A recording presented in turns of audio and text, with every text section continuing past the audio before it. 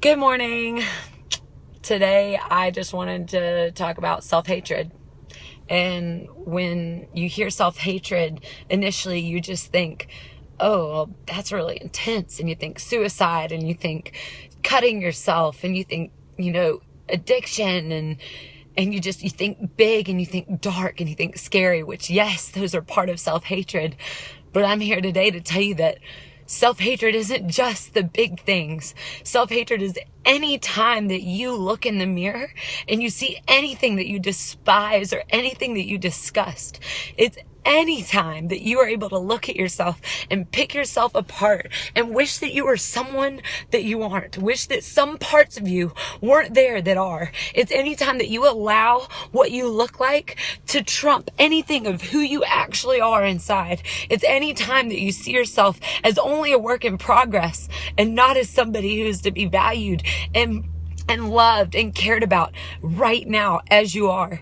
So today, for all the women in my life, all the women around me, even the men who are able to look at yourself and you get consumed with this just self-hatred, this disgust, anytime that we look at ourselves and we see something that is the opposite of what God sees, anytime that we base our worth off of our imperfections, that is self-hatred. And that is something we need to just repent and lay out for and tell God that we do not want to judge ourselves off of how we look anymore, that we don't want the shallow definition of ourselves, that we don't want to be consumed with anger and hatred and disgust just because we look in the mirror.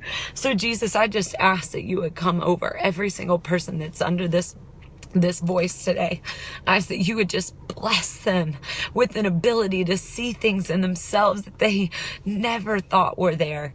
I ask, God, that you would just dig inside of them and that you would show them the beauty that just waits for them to see. God, I ask that you would just bless your daughters with eyes to be able to see themselves how you see them. Bless me with that. I ask that you would be the realest judge of who we are. Not the mirror, not our pant size, not what we look like, not how clear our face is, but that you, God, who you say that we are, would be the realest thing that we evaluate ourselves on. I love you, Jesus, and I just ask right now for every single woman that you would tell them who they are.